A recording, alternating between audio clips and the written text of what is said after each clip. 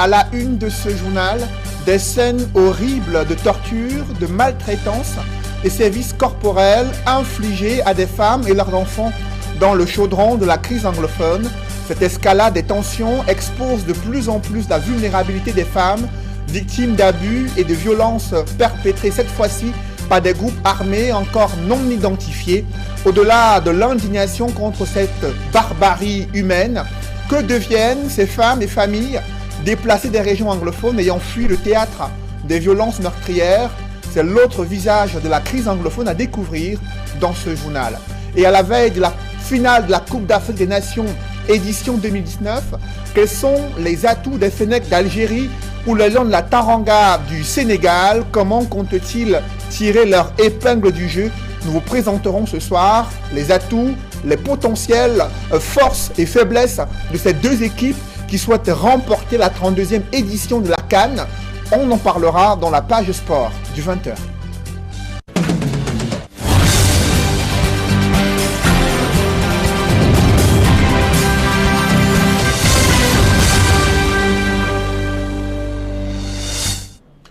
Merci de suivre cette édition complète de l'information sur Equinox Télévision. C'est une vague d'indignation après des images insupportables montrant des scènes de torture, de sévices corporels infligés à 3 femmes et leurs enfants. Les bourreaux, ce sont des hommes armés non identifiés, accusant ces femmes d'être des informateurs pour le gouvernement. Elles ont essayé tant bien que mal de clamer leur innocence, mais elles ont continué d'être battues par ces hommes armés encore non identifiés. Des scènes qui ont été condamnées par le Centre africain pour les droits de l'homme et la promotion de la démocratie, un centre dirigé par l'avocat Agbo Congo. Le récit de ces vidéos insupportables avec Jean-Paul Chouniat. Des images intenables montrant 3 femmes et leurs bébés rossés à coups de gourdin et fouet en pleine rue, au vu au su de tous. La scène sur la vidéo en question fait le tour des réseaux sociaux et la une des journaux sur la cruauté des agresseurs envers leurs victimes.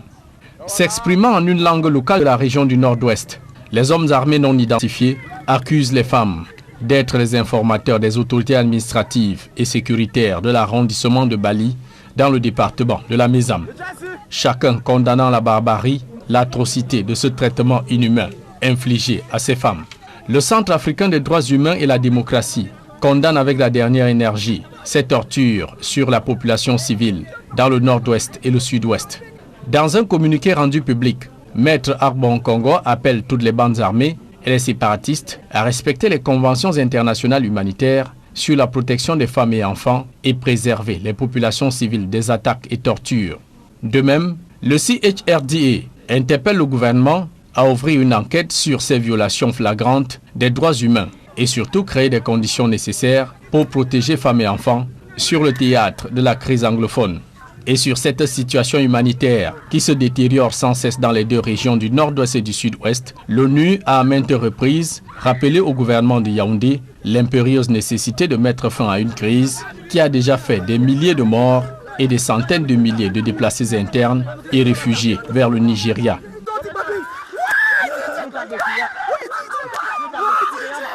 De cette crise anglophone, c'est la misère des déplacés ayant fui le théâtre des violences meurtrières dans les régions du Nord-Ouest et du Sud-Ouest. Vous allez le voir en image, ces déplacés survivent dans une indigence totale. Ils sont 20 membres d'une famille qui ont accepté d'ouvrir les portes afin de partager leurs souffrances avec les Camerounais mal nourris, vivant dans des conditions difficiles, un espace exigu. Ces femmes, pour la plupart, partagent leur quotidien difficile dans ce grand reportage que signent Jacques Molon, Dallas Tiana et Donald Brice Kamgan. Mai 2018, tout bascule pour la famille Lassa. Sous le crépitement des armes, Denise doit prendre ses jambes au cou, partant de Mounia en quartier de Boya, dans la région du Sud-Ouest, où les combats entre l'armée et les séparatistes font rage. Sur ses épaules, une dizaine d'enfants avec qui elle trouve refuge à Njombe Penja, dans le département du Mungo, région du littoral.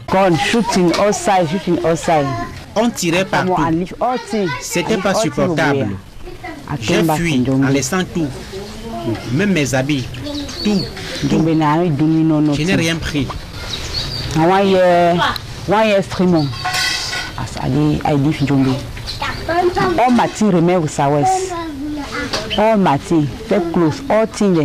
À la même période, ses frères et sœurs doivent quitter précipitamment Tiko, où une pluie de balles tombe sur la ville.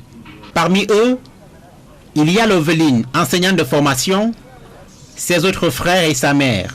Avec la situation qu'il y avait là-bas, ne pouvant plus supporter les échanges de tirs, la ville, la situation sécuritaire là, qui était déjà devenue dangereuse, c'est la raison pour laquelle nous nous sommes retrouvés ici. On fait un chômage comme ça, ici depuis, il ne fait rien. Quel niveau? J'ai un baccalauréat en électrotechnique. Vraiment, le plus dur pour nous, c'est la rentrée scolaire qui aura lieu dans un mois. Vraiment, avoir de l'argent pour inscrire les enfants à l'école ne sera pas facile pour nous. Au quartier Computa, à Ndjomé-Pendja, le regroupement familial forcé donne 17 âmes à nourrir. Et c'est sur cette grand-mère, au crépuscule de sa vie, que repose la responsabilité des cultes. Il est 10 heures, c'est l'heure du petit repas. L'embouteillage de plats à l'entrée de la cuisine de Fortune, contraint à une répartition parcimonieuse au risque d'engendrer des tensions.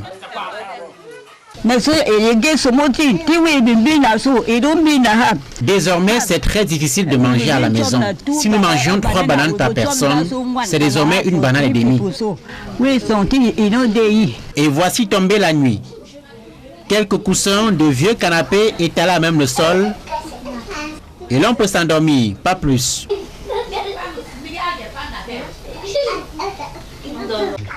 Le plus dur, quand on dort comme ça, ce sont les moustiques, quoi. Avec les champs qu'on a encore aux alentours. Et comme ça, c'est la saison des pluies, quand il pleut, l'eau stagne. Ce qui fait qu'il y a beaucoup plus de moustiques maintenant. Et c'est ça qui rend les enfants malades. Comme vous avez vu tout à l'heure, on faisait les remettes là. Dans cette promiscuité, ajoutée à un cadre global de vie exécrable, fait d'insalubrité, l'anophèle femelle du paludisme fait sa fête. Il y a le petit garçon là qui est malade. Par manque d'argent, on m'a montré ce médicament. On m'a demandé de faire comme ça, je lui donne.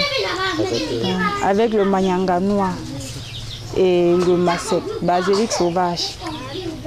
On m'a demandé de faire le mélange pour qu'ils boivent. En 1 an et 2 mois à Ndjomé-Pendja, et face à un horizon brouillé, les regards de ces enfants sont d'un avenir désespéré. Dans l'impossibilité d'accéder à de nouveaux emplois, la famille Lassa rêve de retourner un jour dans son sud-ouest d'attache. C'est aussi le souhait de la fin d'une guerre qui dure depuis près de 3 ans. Yeah, with the beg God say me, he makes all thing he change. For say any man, he find his own thing, he chop. Protect me his own family. Nothing with the beg and for God that. La crise anglophone a fait plus de 34 000 déplacés internes, d'après un rapport de International Crisis Group, en près de 3 ans. Dans le reste de l'actualité, l'effondrement d'un immeuble en construction a fait un mort à Newbel, dans le 2e arrondissement de Douala. Les populations ont été surprises très tôt ce matin de l'effondrement du bâtiment, et celui qui est décédé était en principe le responsable de ce chantier qui était en cours de construction sur le terrain familial. Le récit des faits avec Innocent Abega et Xavier Foka. Sous le regard inquiet et surtout apeuré d'une foule de curieux, les habitants du lieu du carrefour Roger Mila, au quartier Ngangé, dans le 2e arrondissement de Douala, conjuguent les efforts pour sortir d'éventuelles victimes des décombres d'un immeuble qui s'est effondré aux premières heures ce jeudi matin. Ça a bougé. Essayez de soulever le béton, soulevez le fer avec les mains. Soulevez, mettez-vous tous dessus. Mettez-vous tous dessus. Malheureusement, le corps qui a extirpé n'a plus de vie. Voilà notre ami au nom de Karaté Tombouis, dit Bakanja, qui s'est levé du bon matin devant le chez eux. Il a parlé avec certains frères du quartier, avec certaines mamans qui l'ont salué. Et aux environs de 7 h du matin, en entrant se reposer dans sa chambre, l'immeuble s'est écoulé sur lui. L'immeuble de 4 niveaux encore en construction s'est subitement effondré, ne laissant aucune chance aux malheureux. Le matin vers 7h10, je vois seulement que l'immeuble s'écroule. Il y a une poussière énorme partout, on ne voit rien. On a suivi un éboulement. Tout le monde est sorti. Et les mots me manquent en général. On a trouvé que, bref, toute la famille était sortie, selon certaines informations. Toute la famille était sortie. Et le petit Bakandia, notre petit frère appelé Bakandia, apparemment il était à l'intérieur, mais on a cru qu'il était sorti. Selon certaines informations et fouille qu'on sort, on se rend compte qu'il est à l'intérieur. Là, nous sommes tous déportés à l'intérieur. Ce qu'on a fait, c'est de se battre pour pouvoir sortir le corps.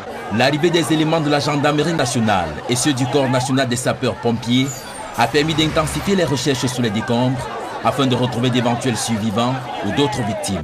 La dépouille de Bristala est conduite à la morgue de l'hôpital du district de Newbell. Une enquête est ouverte alors qu'on se rappelle que cet incident n'est pas le premier du genre dans la ville de Douala.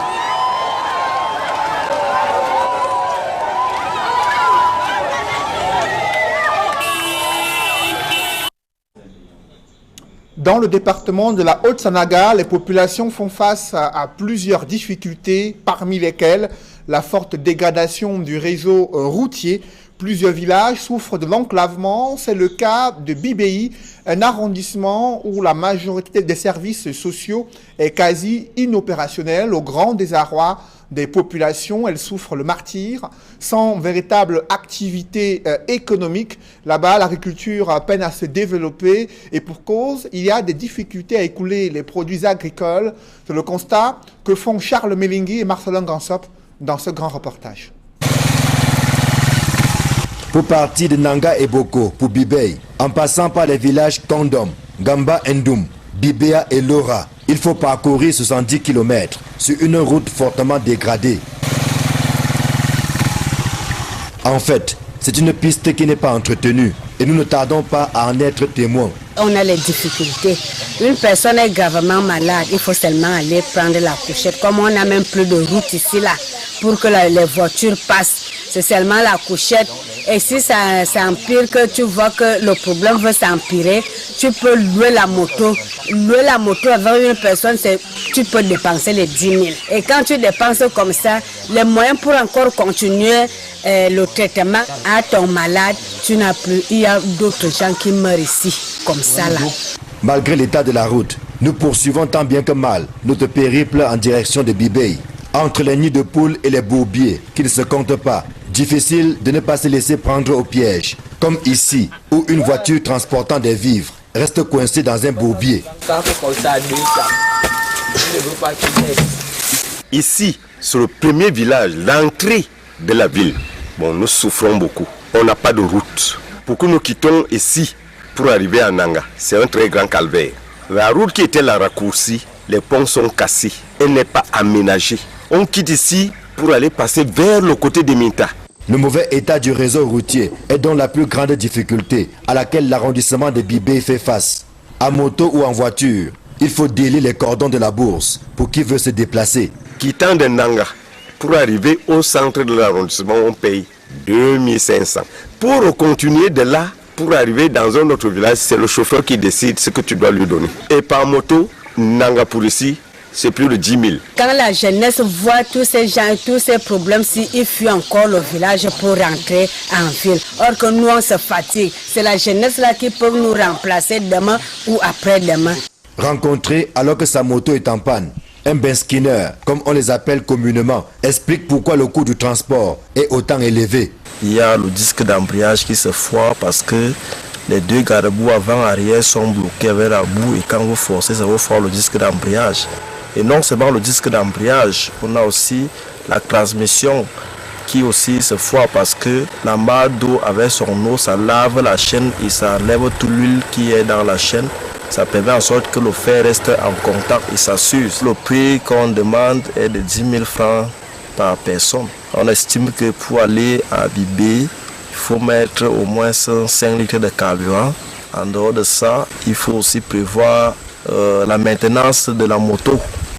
Et vous-même qui roulez sur la moto, Donc c'est pour ça que les enchères montent. L'exécutif municipal de Bibey est conscient des difficultés auxquelles les populations font face au quotidien et dit y apporter des solutions de façon progressive. Des efforts multiples sont faits pour le désenclavement de cet arrondissement. Vous le savez, divisé par la Sanaga, très escarpé, tiré par-ci par-là. Nous allons décupler les efforts pour arriver à quelque chose de viable.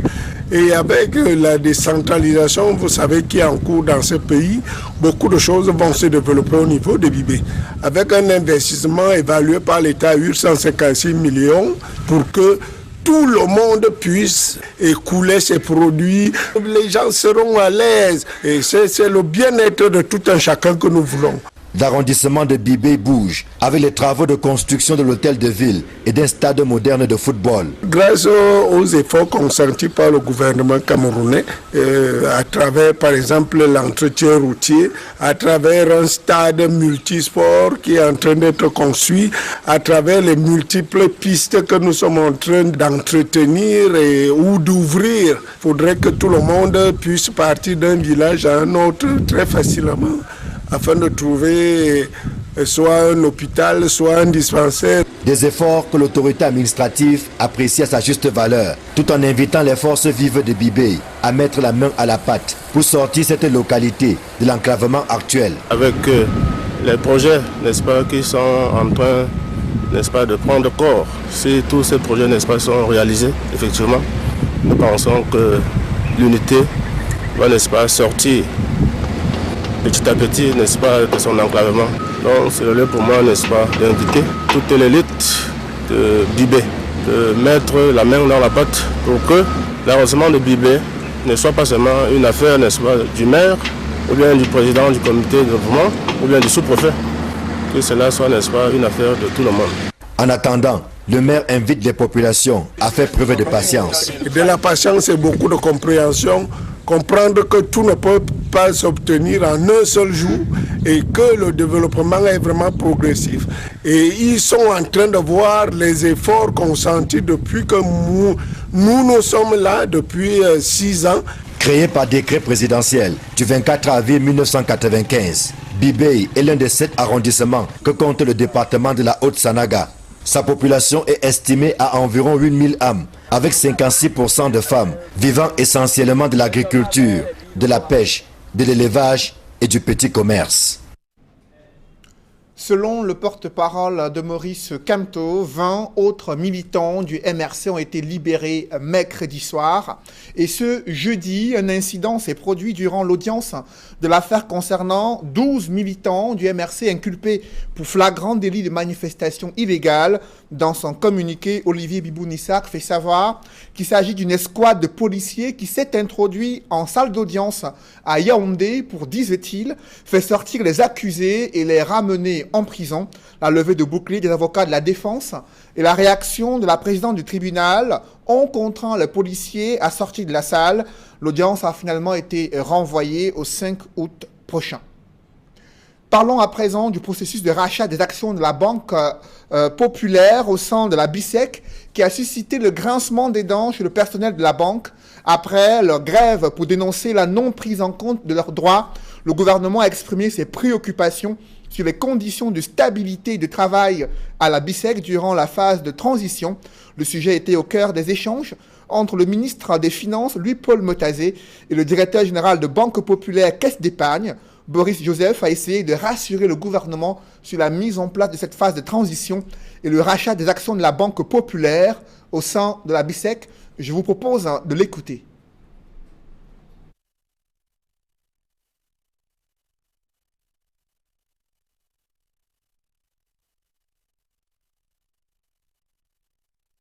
Comme vous le savez, le groupe BPCE est un groupe français qui est actionnaire de la BICEC.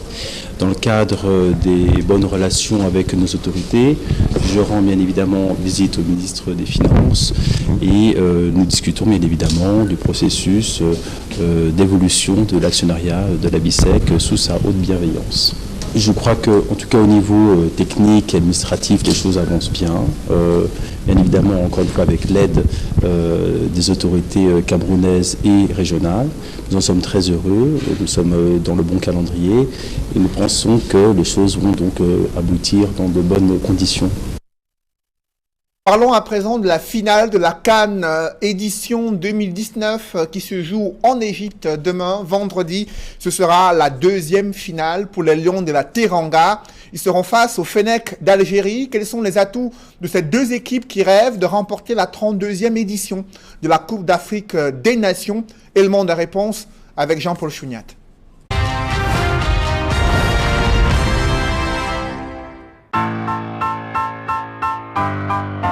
Même si dans l'histoire des phases finales de Coupe d'Afrique des Nations, les Fennecs d'Algérie et les Lions de la Teranga du Sénégal se sont déjà confrontés à 5 reprises. La 6e ce 19 juillet au pays des pharaons d'Égypte sera la première finale de CAN entre les deux sélections nationales.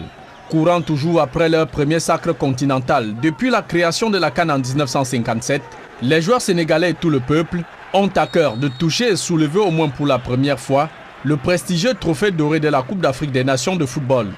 Mais au-delà de cet ardent désir et impatience de rentrer dans le cercle fermé des champions d'Afrique, les Lions de la Teranga devront surpasser l'envie et la détermination de leurs adversaires du jour, les Fennecs d'Algérie, qui se sont donné les ressources physiques et mentales dans la conquête d'un titre qu'ils n'ont plus remporté depuis 29 ans. Mieux encore, accéder en finale de la compétition.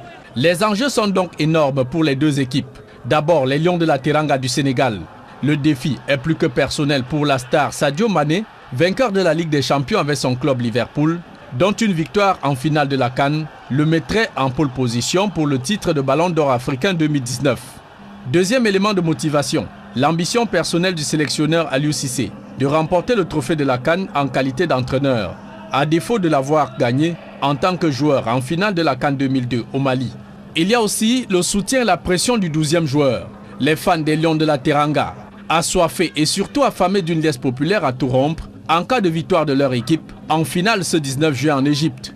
De leur côté, les Fennecs d'Algérie, propulsés par des joueurs efficaces et concentrés sur leur sujet, plus l'envie de leur entraîneur Djabel Belmadi d'entrer par la grande porte dans l'histoire du football algérien, la QV 2019 n'entend surtout pas laisser lui échapper cette opportunité de battre une fois encore le Sénégal et décrocher le deuxième titre continental pour l'Algérie. Les Lions de la Teranga, le plus souvent sur-encensés par leurs consultants sur les chaînes internationales, n'ont donc qu'à bien se tenir. Les Fennecs d'Algérie ne leur feront pas de cadeau. Le souvenir amer le plus frais en travers la gorge des Lions de la Teranga étant la défaite en phase de groupe de cette CAN 2019. L'histoire de la finale de la CAN 2019 s'écrira-t-elle à l'envers pour le Sénégal comme en 2002? Les Lions de la Teranga ont 90 minutes, mieux 120 minutes à la limite des tirs au but pour démentir tous les pronostics. Jusqu'ici, le Sénégal n'a jamais battu l'Algérie en phase finale de Coupe d'Afrique des Nations. Le pourra-t-il à cette finale de la CAN Égypte 2019? Heure de vérité, ce 19 juillet au Stade international du Caire.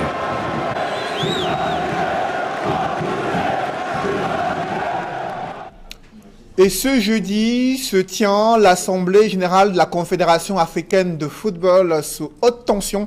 Et une annonce faite par le président de la CAF, Ahmad Ahmad, Samuel Eto'o et Didier Drogba deviennent les collaborateurs officiels du président de la Confédération africaine de football. Il a annoncé que le goléador camerounais et l'ancienne gloire du football ivoirien vont travailler avec lui. Cependant, leurs fonctions officielles et précises dans l'organigramme de la CAF n'ont pas encore été clairement établies. Un public reportage dans ce journal. La société anonyme des brasseries du Cameroun et sa bière Beaufort Light ont offert un séjour assez intéressant à leurs consommateurs fidèles de Beaufort Light à travers des massages et des soins de beauté dans un institut du côté d'une ville du Cameroun. D'autres précisions dans ce reportage. Dans la mythologie grecque, on l'appellerait Aphrodite. Dans la mythologie romaine, elle serait la Vénus. Dans la réalité camerounaise, elle est Beaufort Light. La beauté commence avec Beaufort Light.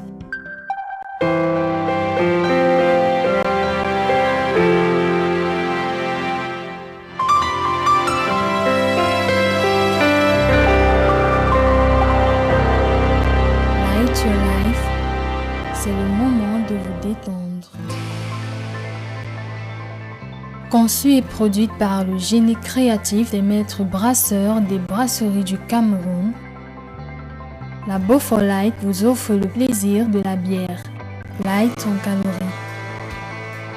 Et c'est pour célébrer la communion entre les femmes et l'une des principales sources de la beauté que les brasseries du Cameroun ont organisé dans la ville de Yaoundé une grande messe en l'honneur de la première bière light, brassée au Cameroun pour procurer finesse et plaisir exquis. Un rendez-vous très couru par les femmes, par les consommateurs fidèles de la belle et légère blonde. Il est question de récompenser les nombreux et les nombreuses consommateurs et consommatrices de la Beaufort Light, la bière du bien-être.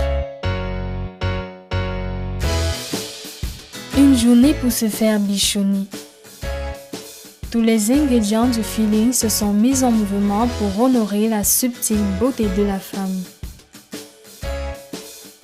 Manucure, pédicure, massage, make-up, tout y est.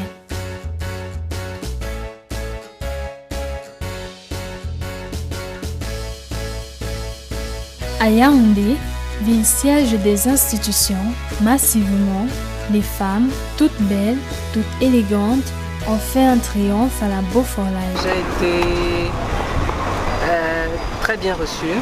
J'ai eu droit à quoi? J'ai demandé un massage, donc ça s'est très bien passé. Je suis vraiment beaucoup satisfaite. Les organisateurs n'en attendaient pas moins. Depuis plus d'une dizaine d'années, cette bière, light en calories et riche en goût, a été élevée au rang de boisson officielle de la journée de la femme au Cameroun. Beaucoup les brasseries du Cameroun et en passant Beaufort Light d'avoir pensé à nous parce qu'en fait, c'est une équipe et qui dit Beaufort Light, qui dit bien-être. Nous sommes satisfaits non seulement de Beaufort Light et des prestations que nous présentons à Maranatha Beauty Fashion. Après cette grande messe de la beauté, où les experts de la SABC ont apporté une fois encore la preuve, s'il en était besoin, que la Beaufort Light sait prendre soin de ses consommatrices. On va dire grandement merci à ces instituts de beauté, la crème des crèmes, qui ont accepté que nous puissions faire vivre cette belle expérience, le plaisir de la bière, les calories en moins. Beaufort Light va toujours accompagner ses fidèles consommateurs pour le bien-être. Merci encore. Le nouveau secret que les femmes se chuchotent à l'oreille est que, si tu as tout essayé, sans résultat, essaye la Beaufort Light, la bière du bien-être. Beaufort Light, le plaisir de la bière, des calories en moins.